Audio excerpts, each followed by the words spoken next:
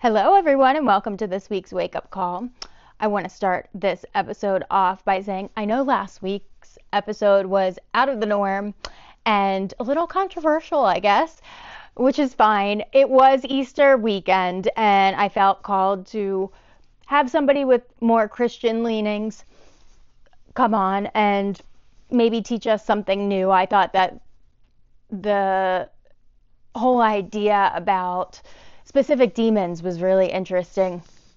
And even though I don't agree with Kyle on everything, I think it's really important to have these conversations with religious people, because if we listen to them, they are going to be more open to listening to us. And we want our message to grow, and we want everybody's eyes to open. And I think it's just important to keep the conversation open and walk away with maybe one thing that you learned, and also have them start to see our perspectives on things like AI or the reptilians or whatever it is. Because if we don't listen to them, they're not going to listen to us. And we want our message to grow. We want this community of truth seekers to grow. And it's okay to not agree on everything. It's okay to not agree on everything. And it's rare for me to have somebody with those opinions on, but I think every now and again it's important. One of you on here mentioned that you're Christian, but you sort of believe the reptilians are demons. I think that's what you said. And I think if religious people can start to grasp that, we're gonna make headway.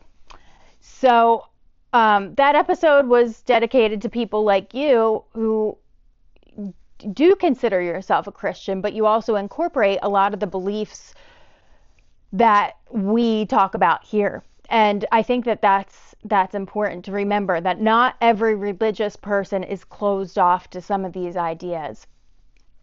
And then one or two of you wanted Kyle's ebook. You can find that on his social media, on Instagram at Woods Owned, on Instagram and TikTok. And then he has a link to all of his Linktree stuff. Everything that he's doing is ebooks and all that good stuff. And I also want to include that my take on these holidays like Easter and Christmas are pagan, essentially, dating back to before the Abrahamic religions. And that's just my 2 cents. The Blue Origin space mission nonsense, absolute nonsense, was definitely a ritual for Ishtar, who is what Easter, the name Easter came from. I'm sure plenty of you know about that, but these pagan ideas, they still worship these pagan gods, and the Blue Origin space mission bullshit was definitely a ritual. So let's check this clip out that I found, and you'll see why. Katy Perry underneath the Baphomet. When you flip this symbol around, it is the Baphomet. The goat imagery is associated with fertility. The virgin uterus went into space. Jeff Bezos' phallic went into space. The Space Force hat all show the uterus. And when they are rocket off into space, they're floating in the womb. While we see this Baphomet symbol trend worldwide, Lady Gaga doing the Baphomet, the #1 viral meme, doing the exact Baphomet hand gesture. Amazon, a Mason, with the phallic for the prime, because the whole rocket program was created through sex magic. This goddess symbolism is prominent in the secret societies, going back to the Eleusinian mystery cults. We even see Ishtar at the top of the symbolism And Libra, there's the 33. How many people notice this? The 33 right there at the bottom. We even have the Libra scales wearing the blue dress. They're all wearing blue on the space mission because Libra is known for blue. Here is a viral picture of Katy Perry, who also is Ishtar, in her Super Bowl rituals. She's riding the lion. Here's an image of Ishtar riding the lion. The Super Bowl rituals are all dedicated to Ishtar for this moment that we're in now with spring. And here's the 8-pointed star of Ishtar. That's right here. She's doing the secret of Harpocrates. These are the mysteries, the shush that you see all the celebrities doing. She's doing that symbol. This was all predictive programming to Black Mirror. And she is dressed up just like the women, going up into space wearing the blue, and she's the space commander with the 6 people on board because these are sex magic rituals. And she's holding a daisy, which shows us springtime is here. It's all sex magic rituals in space in a relationship with Russell Brand, who gets charged for sexual assault right before she goes into space. They launched at 9:30 a.m. 93. 93 is a thelema for Aleister Crowley. When they were up in space, they said, "Take up space." In gematria, that equals 118, which is the Leviathan cross. There was the 6 women, but you also had 3 more on the team. It's the Deep Space Nine. Going back to ancient symbols. This goes back to ancient Egypt, the 9, Deep Space Nine. Having 9 people for the ritual. Here's Marina Abramovic doing her ritual for Microsoft with the 9 people. So this was the Masonic space ritual. Much love and God bless you. We are talking about Christianity, and I think subconsciously knew something was coming with the Christian community or the Catholic Church, and the Pope died on Monday, this past Monday. There are theories going around that he actually died back in February, but then on Sunday he made an appearance, so some people are saying it may have not been him, who knows. So who knows whether he really died on Easter Monday or that was the truth, or he died weeks before and they announced it to the public for ritualistic reasons. Who knows? But this episode, we're going to be diving into the Pope, the Vatican, the Black nobility, all that good stuff, because I haven't touched on that at all. He died at 88. 88 is an important number to the Jesuits and Black nobility because it represents Sirius, the dog star linked to divine consciousness. The number 8 also symbolizes the Ouroboros, which is the snake, that number 8 figure of the snake eating its tail, and the reincarnation trap. It also represents travel, infinity, the solar cycle. Some people think of 88 as crazy eights. And a lot of people also believe that the Pope, this Pope Francis, who just passed away, was the last Pope. And we're going to get into some of the prophetic visions that people like Nostradamus had about the last Pope. So there's speculation on whether he was the last real Pope or whether the next one is going to be. And these theories are really interesting. But I do believe that the next Pope is going to attempt and usher in the beginning of a one world religion.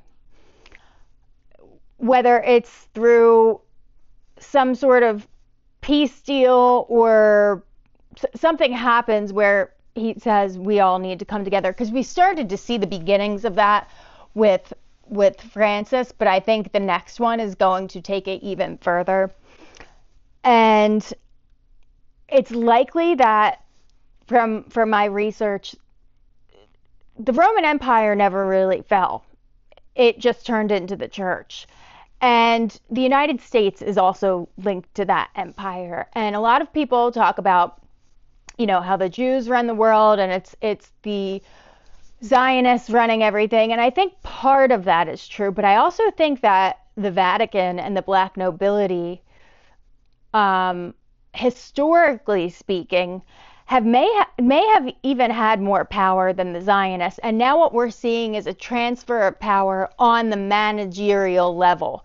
So the people at the very, very tippy top nothing is changing there, but lower level management, or it appears to be upper level management, like people like the Pope and those figures, there's going to be a shift, I think, from the Roman Empire to this Zionist empire. And I think that the next Pope is going to incorporate the Noahide laws into world domination. So the Vatican's going to observe a 9-day mourning period, and the College of Cardinals will meet at the Vatican in what is known as a conclave. They'll vote for a new pope, but before voting, they take an oath of secrecy and are secluded in the Sistine Chapel, cut out from the outside world, and the pope must receive a 2/3 vote to become pope. So Nostradamus predicted a black pope who would come about during this time, signaling the end of days. And the end of days, I've talked about it in previous episodes. I just believe it's the end of Pisces, the end of an age. But the age of Pisces, because it's based in Christianity, that means that global power is going to shift. So that's my thought on that. I don't think that the world's going to explode. He predicted that after an elderly pope, after the elderly pope died, which could have been Pope Francis, a dark-skinned pontiff would arrive, making a turbulent era. Now, there's speculation on the way that this was originally worded, whether it's actually a black pope, like black-skinned pope, or whether it was a black pope referring to evil or referring to the Jesuits, because Pope Francis was I think he was the first pope who was a Jesuit. Now, we're going to get into the white pope, the black pope, and the gray pope, because that is not really ever talked about. But the black pope usually refers to the person in charge of the military arm of the Vatican and also the Jesuits. So even though Francis was a Jesuit, he was technically the white pope because he was the pope of the public. Nostradamus said that there would be the rise of 3 antichrists, and 2 of them supposedly have already come to power. That was who was Napoleon and Hitler, and the third remains unnamed. So we are all speculating about that too. But the final Antichrist will be the most devastating of them all and will unleash a global 27-year war, supposedly. So several cardinals are being considered for the next pope, but I've narrowed it down to a few who I think are strong possibilities. I definitely think it's going to be somebody who leans more conservative, because let's face it, with religion and government, everything's a pendulum theory. When you see things hanging around too long on the left, they swing right. And because we have people like Trump and Musk in power, I think that they're going to usher in a conservative pope to mirror that and confuse Christians into thinking that it's somebody detached from the New World Order. And we all know that that is a load of shit. There are 3 cardinals that are from Africa who are black. So if Nostradamus' theory is literal, there's 3 of them, but I think only one is likely. And I've narrowed it down to Peter Turkson of Ghana. He is conservative. He opposes same-sex marriages. He warns of the spread of Islam, and he's also part of the World Economic Forum. So I think that out of the African candidates, I think that he's most likely. His name is also Peter. And we're going to dive into Saint Malachi's, or Malachi's, I think it's Malachi's, Saint Malachi's prophecy about the popes. And he believes somebody named Peter is the one to basically usher in this one world religion. But we'll get into that. Let me name the other two. Peter Erdo of Hungary. He's another Peter. And Cardinal Raymond Burke of the United States. Now, like I said, the church is not new because it's been in power for, 1,500 plus years, almost 2,000 years, whatever it's been exactly. The Roman Empire never fell, and it became the church. But that power structure is very similar to the United States and the West. And I think that there's a lot of crossover there. So if the New World Order is looking for the West to fall, I think it's likely that a U.S. cardinal might step in. His name is Raymond Burke, but his name could easily be changed to something with Peter, because they do that. They don't go by their real names, they change it. I was brought up in the Catholic Church and confirmed in the Catholic Church, and when we had confirmation, we picked a saint's name. So that'll happen. So his name is sort of irrelevant, but he could symbolize the U.S. empire falling. And if he restores the Latin Mass, which he's said to, the Roman Latin Mass, then I think there's some symbology there, and his theology supports Israel's messianic plans.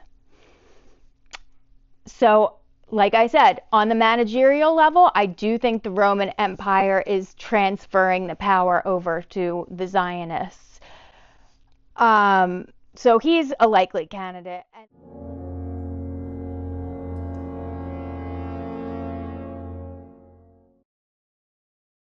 If I had to guess, Cardinal Peter Turkson, Cardinal Peter Erdo, or Cardinal Raymond Burke. Let's see what happens. So Saint Malachi's prophecy, aka the prophecy of popes, is a document that predicted all of the popes of the Roman Catholic Church from Pope Celestine until the end times.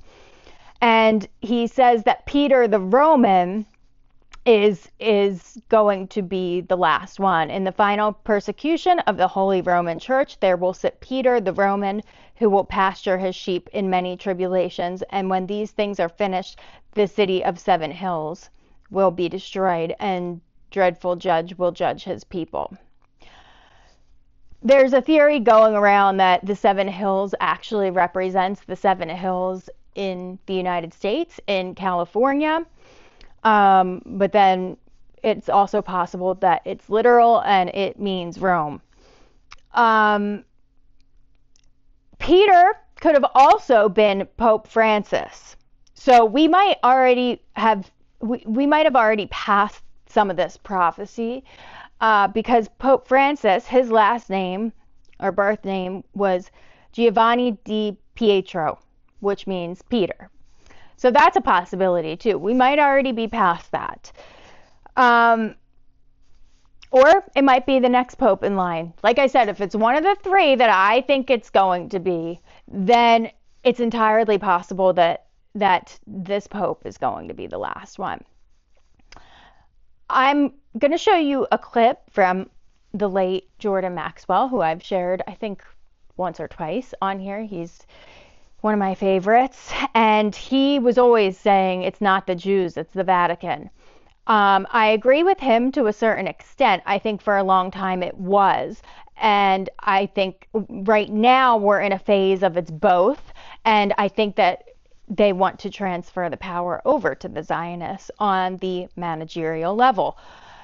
So let's watch the clip from Jordan Maxwell as he unpacks why the Vatican is at the top. But I believe today the most serious evil organization on the face of the earth is the Vatican. That's my personal opinion.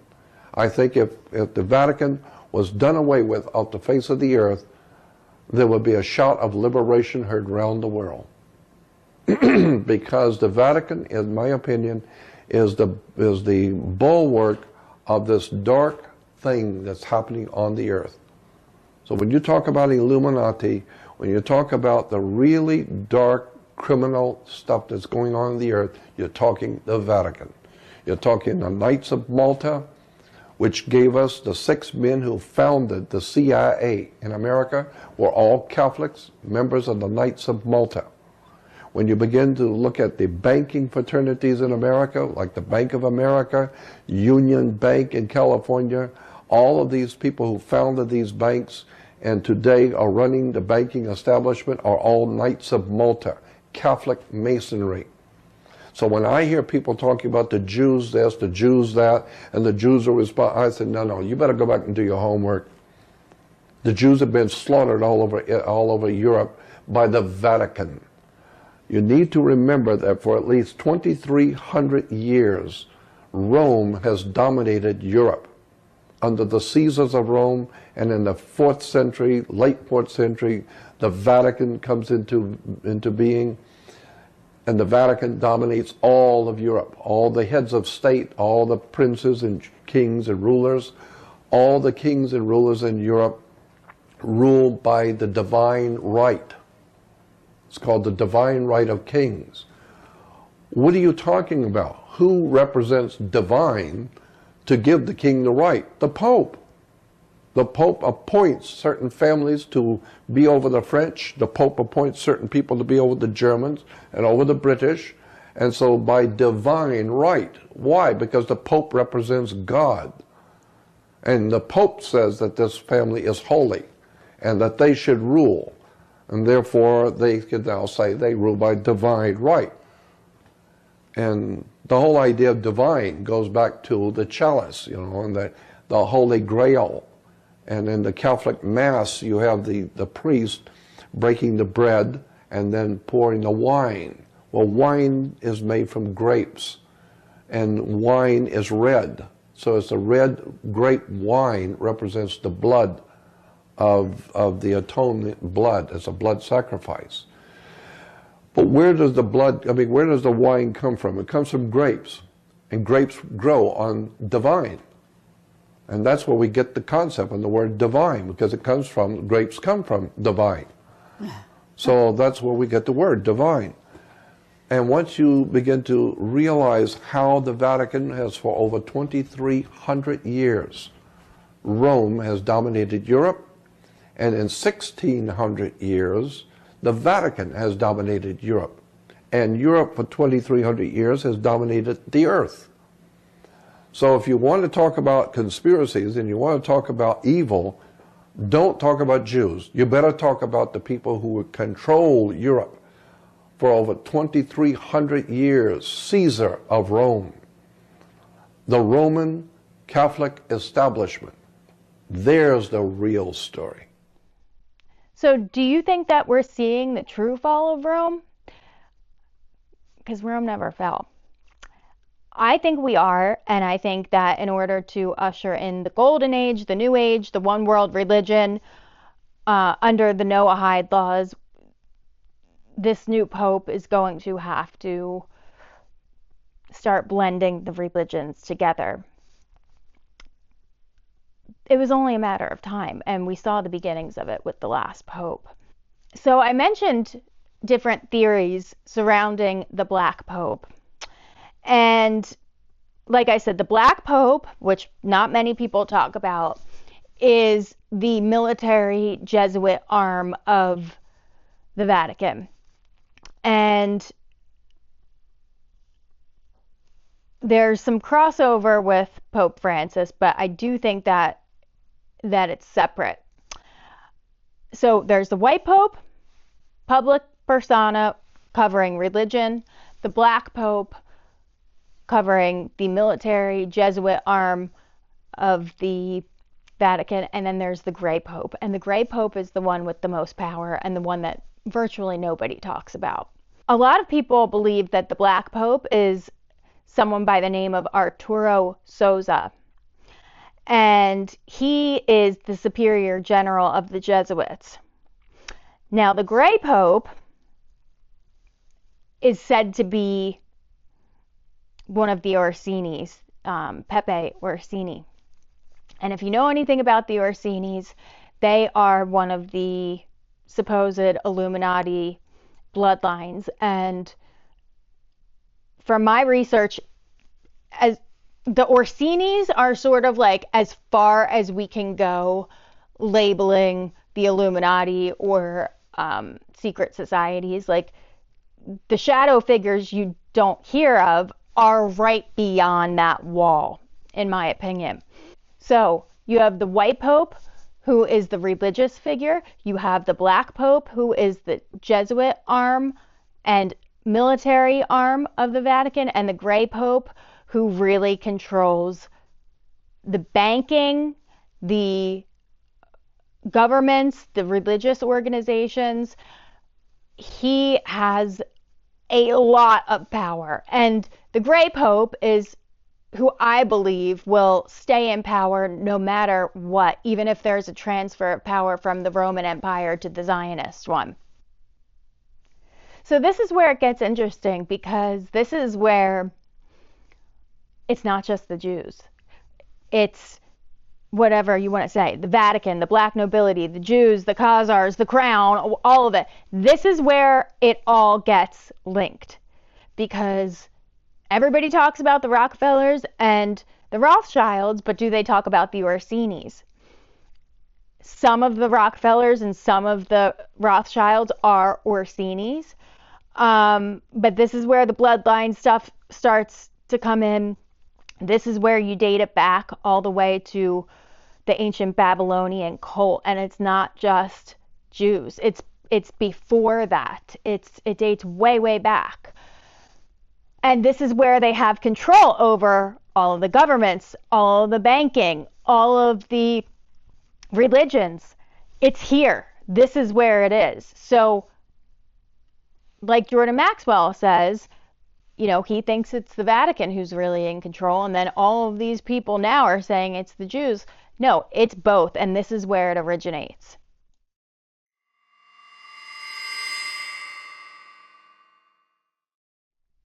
The families who date this far back to Babylon, it goes even beyond that.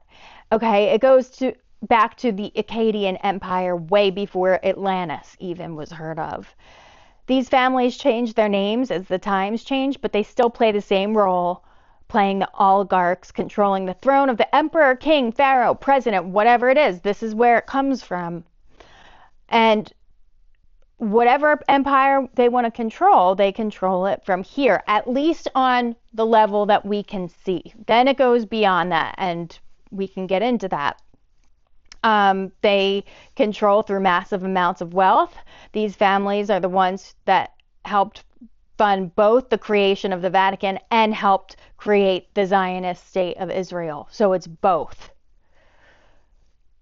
They're the ones who helped fund the Crusades, the revolutions of both France and America, the 2 world wars, as well as the current war on terror and the upcoming Third World War that we are entering. If the world understood this, and we understood this is who we are up against. It's not just the Jews. It's not just the Vatican. If the world understood this is what we are up against, it'd be game over. But this is why I think it's important to have conversations with those who fall into the Abrahamic religions, because if they understand this, I'm not asking them to give up their religious beliefs, but if they understand this, we're going to get much, much further ahead. So the 13 Illuminati families, they have infiltrated every aspect of society, and the Orsinis are thought to be like sort of the head of those 13 families. But just like the white pope, the black pope, and the gray pope, there's white nobility, black nobility, and gray nobility. And you always hear about the black nobility, but do you ever hear about the white nobility or the gray nobility? Not really. So the white nobility, in my opinion, is like the Rockefellers and the Rothschilds, the people that you hear about often. There's still secrecy, much secrecy there, but we know about them. And this is what the white, black, and the gray are within these bloodlines, within these families. And then there is the black nobility, which you hear about all the time. And they are more behind the scenes than the white nobility. And it's not just the Jesuits, it's the people at the top of the Jesuits and also the Knights of Malta. And then just like the gray pope, there's the gray nobility, and these families are never known to the general public. So chances are it's even beyond the Orsinis that the gray families reside. And the only thing that's known about them is that they are linked to the Arcanorum, and I'm going to refer to them as AA because I will mess the name up. I'm sure you've heard of the Arcana, but that's as far back as I can go. And they're considered the ultimate level of initiation in some secret societies. It originated with Count Alessandro Caligostro, or Cagliostro, in the 18th century, and incorporates the highest Hermetic mysteries dealing with an esoteric interpretation of alchemy. The AA has been incorporated into various Masonic rites, most notably the rite of Misram, and is seen in the innermost secret teachings that guide spiritual evolution. However, the full secrets are only known to a few initiates. So again, this knowledge dates back to Atlantean times, supposedly. The Latin meaning is secret of secrets, and Wikipedia will tell you that it was established in the early 1900s by Aleister Crowley, but it dates back before him, and figures who were far above him were the creators of this.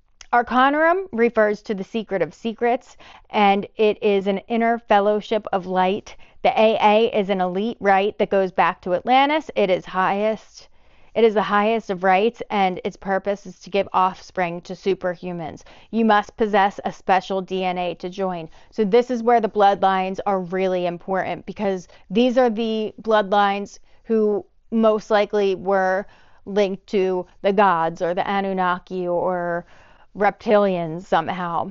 And they hold the main secrets, and most likely beyond them are the reptilians. So that's where this human form, I think, ends, as far as I know. So Alessandro Cagliostro, that's what it is, sorry, thought to constitute the pseudonym of Giuseppe Balsamo, also the creator of the Egyptian rite of Freemasonry. The AA is best known for alchemy focus and Neoplatonism, a philosophical movement that started in Egypt, and also the Kabbalah.